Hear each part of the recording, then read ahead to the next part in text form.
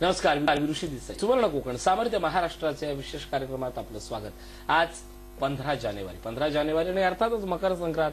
गोड बोला गोड रहा असं सांगण्याचा, असं बोलण्याचा हा दिवस आपल्या आयुष्यात गोड असतो. अर्थात गोडेपणानं वागणं किंवा हे सगळं गोड केव्हा होतं, ज्यावेळी आपण आर्थिकदृष्ट्या किंवा मानसिकदृष्ट्या समृद्ध असतो.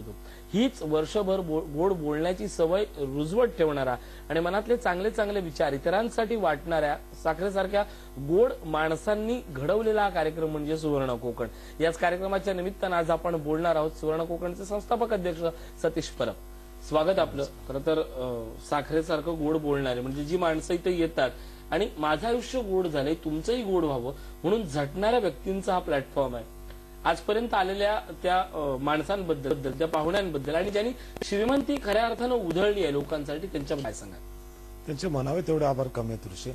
कारण कसं आलं की नुकताच आपण 300 कार्यक्रम पुरे केले. मला वाटतं टीव्ही वाहिनीवरील इतिहासात अशा काही अपवादात गोष्टी घडत असतील की एखादी संस्था एक उपक्रम घेऊन येते आणि हा म्हणतात 300 एपिसोड पुरे करते. पण या 300 एपिसोड मध्ये लोकांचं प्रेम एवढं जबरदस्त लागणार ऋषी.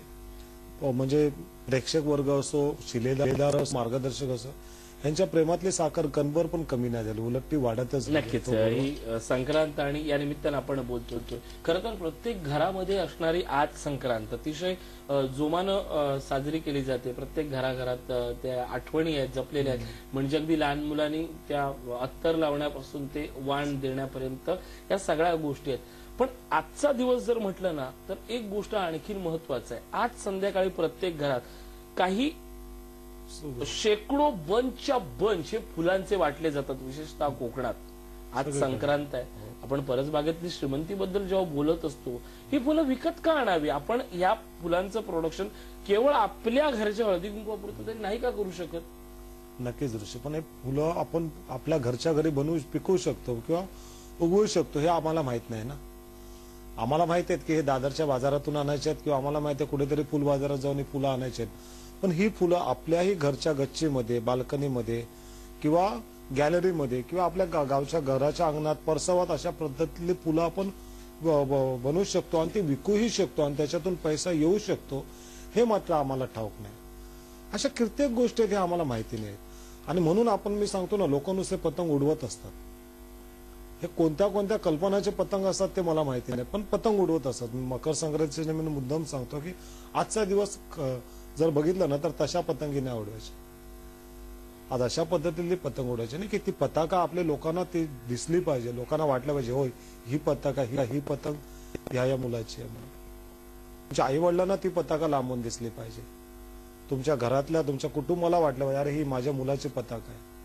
आणि ही जर पताका अशी फडफडत ठेवली असल्या पाहिजे तर छोट्या छोट्या गोष्टीतली श्रीमंती आपल्याला शोधली पाहिजे ऋषी. आज तुम्ही फुलांचं उदाहरण गेलं, तीळ आहेत, लाडू आहेत, अशा कितीतरी वस्तू आहेत की जे आपण बनवू शकतो. म्हणजे तुम्ही उद्योग करायचा म्हटलं ना तर त्यासाठी तुम्हाला फक्त बहानाच पाहिजे की मला ह्याच्यात करिअर बनवायचं. आणि पण एकदा काय तो बहाना तुम्हाला भेटला, एकदा काय जर तुमचं उद्दिष्ट ठरलं ना, मग तुम्हाला कोणी रोखू शकत नाही. आणि परसबागेतली श्रीमंती हा एक असा विषय जाणून बुजून घेतलाय ना ऋषी की प्रत्येक वेळेस काय व्हायचं की आमच्या ऑफिसमध्ये लोक भेटायला यायचे तेव्हा त्यात गृहिणींचं प्रमाण खूप जास्त असायचं की आमच्याकडे 1-2 तासच असतात, हे कामावर जातात किंवा घरातल्या व्यक्ती कामावर, किंवा 2-3 तास आम्हाला मोकळे असतात, आम्ही तेव्हा काय करू शकतो?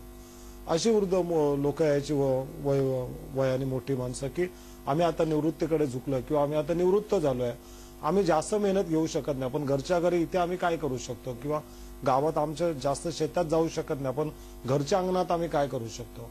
आणि ह्या सगळ्यांच्या आग्रहाखातर परत घेतली श्रीमंती ही अशी श्रीमंती की जी तुमच्या घरातल्या गॅलरीमध्ये भेटेल, बाल्कनीमध्ये भेटेल, टेरेसवर भेटेल. आणि ही श्रीमंती नुसते पैसे देऊन नाही जाणार आहे ऋषी. एक आत्मिक समाधान, एक आंतरिक बोलता ना, एक समाधान नसतं ते देऊन जाणार आहे. ह्या कार्यशाळेनंतर लोकांना समजेल की मी आजपासून माझ्या मुलांना देतोय ते फक्त आणि फक्त शुद्ध आहार आहे. ह्याच्यात कोणतेही केमिकल नाही, ह्याच्यात कोणत्याही रासायनिक खतांचा माळ नाही. तर हे प्रेमाने गोजरलेलं जेवण किंवा सकस अन्न मी माझ्या मुलाला, मी माझ्या नातवाला, मी माझ्या पत्नीला किंवा माझ्या नवऱ्याला मी देणार. नक्कीच आज खऱ्या अर्थानं ज्या पद्धतीनं म्हटलं ती संक्रांत, प्रत्येक घराघरात हळदी कुंकू असतं. आपण थोडंसं एक वेगळ्या विषयावर बोलूया. महिलांनी एकत्र येणं, महिलांनी स्नेहसंमेलन करणं, अशा गोष्टी आहेत. पण आजच्या काळात महिलांनी एकत्र आला आणि त्याचा उद्योग म्हटला की बचत गट झाला. त्या बचत गटाच्या मर्यादा होत्या. अशा पद्धतीच्या सामूहिक शेती की ज्याचं उत्पादन घेऊन खऱ्या अर्थानं हळदी कुंकू आपण करू शकतो किंवा त्यांच्या विचारांचं प्रदान असतं, चैतन्याचं ते आगमन असतं. अशा वेगळ्या पद्धतींचं महिलांचं एकीकरण किंवा आज एकत्र आल्यानंतर त्यांनी काय बोललं पाहिजे किंवा काय त्यांना बोलण्यास आपण कुटुंबानं प्रवृत्त केलं पाहिजे. पहिल्याच महत्वाचे म्हणजे सर्वांनी आपल्या घरातल्या महिलांवर एक विश्वास दाखवला पाहिजे. कारण महिला म्हटलं की ते निर्माण म्हणजे जे काही गोष्टी निर्माण होतात ना त्या महिलांकडनंच होतात आणि त्यांना एक वाव दिला पाहिजे, त्यांच्यावर एक विश्वास टाकला पाहिजे. नुसते हळदी कुंकासाठी मकर संक्रांत वगैरे असं साजरा करण्यापेक्षा ना आजच्या क्षणी जर घरातल्या प्रत्येक कर्त्या पुरुषाने किंवा पुरुष मंडळ जर एक ठाम निश्चय केला की मला जर वाण द्यायचं आहे माझ्या पत्नीला तर ते मी उद्योजकतेचं वाण देईल, हे जर ठरवलं ना तर मला वाटतं प्रत्येक घराघरात तुम्हाला लक्ष्मी दिसेल. कारण ती एकदा हट्टाने पेटली ना ऋषिका, तिला कोणी नाही रोखू शकत. आणि हा जो तुम्ही जर बघितला तर असंख्य कार्यशाळेमध्ये महिलांचं प्रमाण जास्त असतं आणि त्या महिलांचं प्रमाण जास्त असतं म्हणून सुवर्ण कोकणचं यश हे अमाप आहे. कारण त्या महिला एकदा निश्चय करतात ना मला हे बनायचं आहे, मला ह्या शहरात ह्या प्रांतात मला उद्योजक बनायचं आहे, तर तुम्ही नाही रोखू शकत त्या गोष्टीला. आणि म्हणून मी सर्व पुरुष मंडळींना जे जे घरातले ऐकतात कार्यक्रम किंवा बघतायत त्यांना मी सांगेन की तुमच्या घरात लक्ष्मीला पुन्हा एकदा एक नव्या गोष्ट बोलता ना पद्धतीने तिचं हळदी कुंकू करा. एक तिला वेगळं रूप तुम्ही दाखवा. तुम्ही आजपर्यंत ज्या पद्धतीत तुम्हाला तिला वाव दिलाय परंतु आता मात्र ही मकर संक्रांत अशा पद्धतीत साजरी करून ते लक्षात राहिले पाहिजे. आणि निमित्त तर 17 तारखेला कार्यशाळा आहेच. कारण ती एक अशी कार्यशाळा असेल ती घरची लक्ष्मी आपलं घर सांभाळून सगळ्या गोष्टीकडे बघून उरलेल्या जे 1-2 तासात असेल त्यातही ती श्रीमंती कशा पद्धतीत निर्माण करते हे ती कार्यशाळा दाखवेल. नक्कीच मित्र, आज घराघरात हळदी कुंकू मकर संक्रांतीचा तो उत्साह असेल. काय द्यावं, काय गोष्टी आणाव्यात, घर सजवण्याच्या सगळ्या गोष्टी आहेत.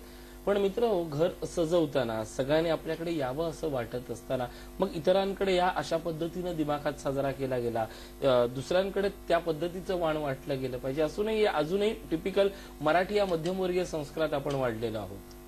पण मग कदाचित विचार आपल्या मनात हा का येत नाही की जिच्यासाठी हा सगळा सोहळा आहे तिला आपण आत्मसन्मान देतोय का, की फक्त हाऊसवाईफ हेच विरुद्ध घेऊन तिने आयुष्यभर जगायचं. अगदी मुलांच्या पाल्याच्या दाखल्यावर किंवा अगदी मुलांच्या ऍडमिशनच्या वेळेला तिला उद्योजिका किंवा तिला स्वतःच्या पायावर जगण्याचं भान देणारा आपण का ठरू शकत नाही. आजच्या हळदी कुंकवाच्या निमित्तानं प्रत्येक पुरुषानं हा विचार करायचा आहे. केवळ गृहिणीचं नाही तर अगदी लहान मुली किंवा कुठल्याही वयोगटातला कुठलाही माणूस परसबागेतील या श्रीमंतीकडे वळू शकतो. मुळात गंमत अशी आहे की हे सगळं करायला खूप कष्ट पडतात, त्रास पडतात. पैसा येतो मान्य नसतो पण ती कष्टाची भीती वाटते आणि मग नजरेसमोरचा पैसा त्याच्याकडनं आपण नजर फिरवली जाते. हे असं का होतं? नुसती कष्टाची कुठे भीती वाटते? भीती सगळ्याचीच वाटते. लोक काय म्हणतील ही सगळ्यात मोठी भीती आहे. आणि हे आपण आपल्या मनाशी बांधलेल्या ठाण अशाच नको त्या कल्पना आहेत की लोक काय म्हणतील. आणि भीती लोकांची न वाटत ही आपली स्वतःची वाटत असते. मी चुकले तर. पण जोपर्यंत मूल रांगत नाही ते उभं राहणार कसं? तुम्ही त्याला रांगण्याच्या अगोदर जर उचलून ठेवला तर तो पाय पकडून आयुष्यभर बसून राहील. त्यामुळे सुरुवात कुठेतरी करावीच लागेल ना ऋषी. आणि त्यांना तो न्यूनगंड दूर करण्यासाठी आपल्याला विश्वास देणं महत्वाचं आहे की नाही तू हे करू शकतोस. आणि म्हणून मागे म्हटलं होतं की प्रत्येक मनुष्य आपल्या क्षमतेचे 10 पटीने पण क्षमता तो वापरत नाही.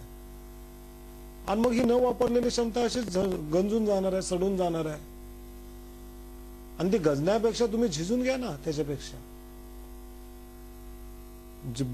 तुम्ही जर गलबता बघितला तर ती समुद्र किनार सुरक्षितच आहेत ना. पण जोपर्यंत ती सागराच्या प्रवाहात येत नाहीत, त्या वादळाला सापडत नाही, तोपर्यंत ती कशी नौका पार करणार आहे? पण तिला धोका नको म्हणून किंवा काही आपल्याला संकट नको म्हणून तुम्ही जर सागर किनार बांधला तर थोडी तो प्रवास होणार आहे. प्रत्येकाला स्वतःला झिजावं लागेल आणि कोणता शॉर्टकट नाही आहे ऋषी. तुम्हाला काही ना काही करावंच लागेल. आणि आज किती सोर्स आहेत. आज परत आपण फक्त मुंबईकडे नोकरी किंवा इतर गोष्टीसाठी बघत होतो. पण आज सुवर्ण कोकणच्या निमित्तानं लोकांना मत्स्य व्यवसायातले श्रीमंती समजायला लागली. हे खाण्याच्या माशापेक्षा शोभिवंत मासे आपल्याला कितीतरी दामदुपटीने पैसा देतात हे तेव्हा समजलं. सुवर्ण कोकणच्या निमित्तानं समजलं की एक शेळी आपल्याला वर्षाला कमीत कमी 15,000 रुपये देते. फक्त तिचं आपल्याला शास्त्रोक्त संगोपन करता आलं पाहिजे. आपल्याच कार्यशाळेने लोकांना समजलं की देशी गाईचं गोमूत्र हे 400 ते 800 रुपयाला किलोला जातं. कडकनाथ सारखे कोंबडीचं साधं अंड एक 35 ते 40 रुपयाला आहे. कोंबडी तर 700 आणि 800 रुपये किलोला विकली जाते.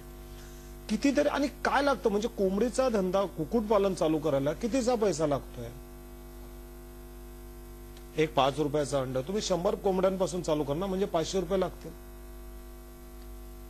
किंवा तुम्ही नाही तुमच्याकडे ती मशीन अंडी उबवायची तर तुम्ही एक दिवसाचं अंड जरी घेतो, कोंबड्याचं पिल्लू जरी घेतलं तरी ते 20 रुपयाला पडतं. 50 केलं तरी सुद्धा तुम्ही 1000 रुपये तुमचा धंदा चालू करता. पण हेच 1000 रुपयाचे 10,000 रुपये तुमचे बरोबर 2 महिन्यात होते. मग त्या कोंबडीला किती वेळा तुम्हाला दाणे टाकायचे आणि किती वेळा तिला तिच्या कुऱ्हाड्यामध्ये झाकायचं आणि काय एवढी मोठी काळजी घ्यायची.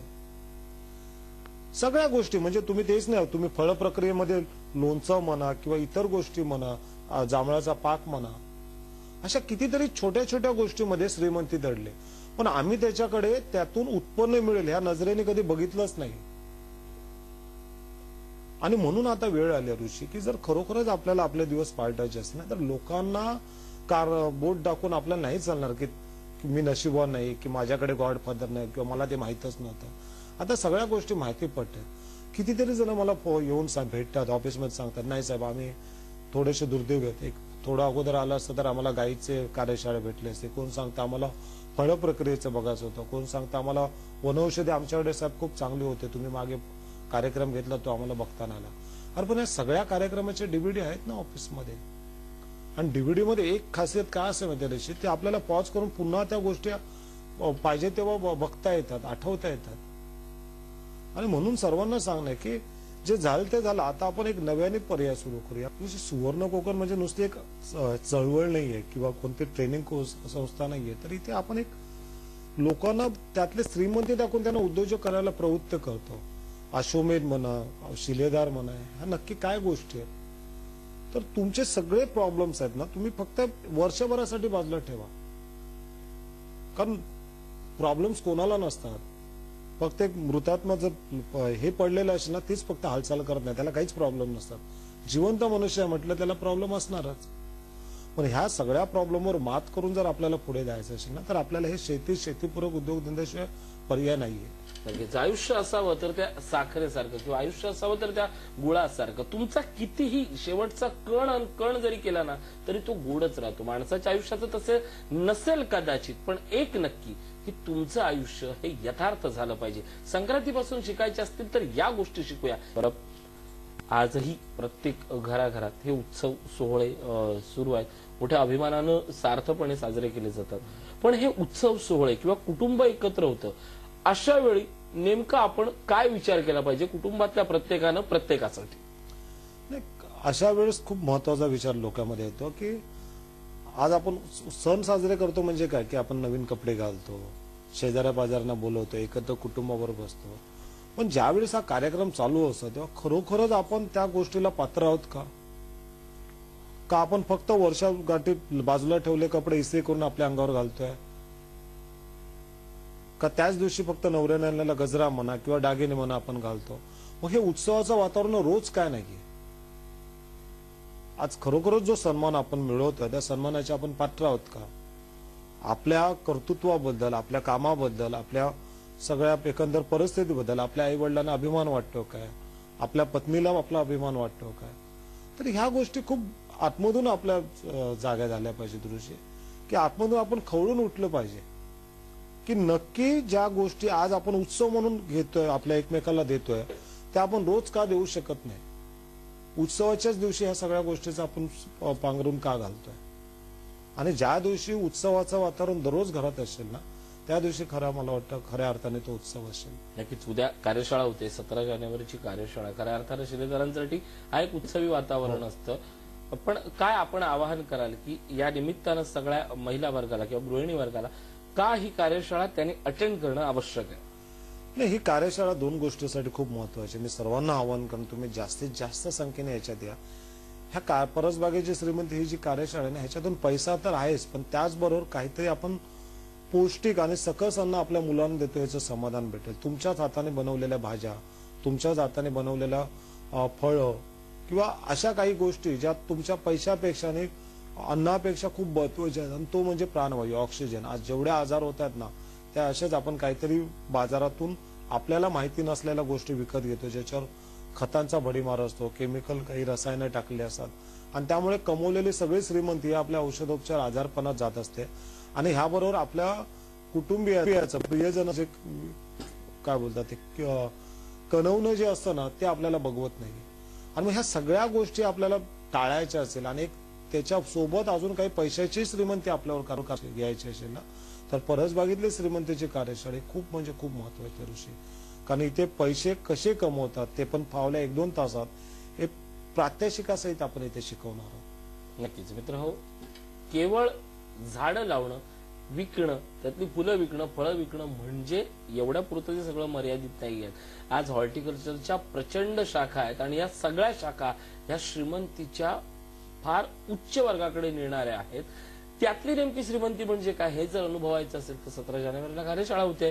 त्या कार्यशाळेचे डिटेल, आता अर्थात जागा फार कमी राहिल्या आहेत, विशेषत्वाने सांगतोय मी, त्या जागांचे डिटेल हे आपल्याला फोन करून मिळतील. स्क्रीनवर नंबर आहेत. त्याचबरोबर अश्वमेधच्या कुठल्याही सीडीज जर आपल्याला हव्या असतील, मग ती दुग्ध विषयक असेल, पशुपालन असेल, सगळ्या विषयातल्या सीडी अवेलेबल आहेत. मार्गदर्शकांचं ज्ञान जर आपल्याला हवं असेल तर स्क्रीनवर नंबर दिसत आहेत, त्या नंबरशी कॉल करा.